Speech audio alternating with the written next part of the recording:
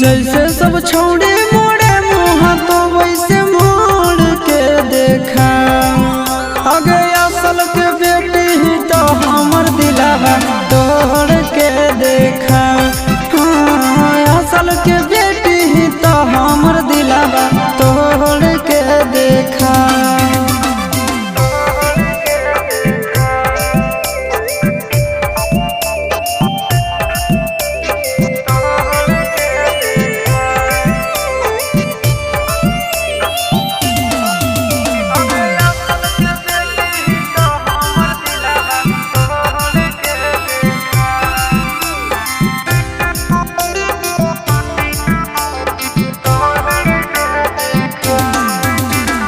Minute में देबो घमंड तोरा झाड़ गे, देख लेबो काम दे तू कबनी यार गे।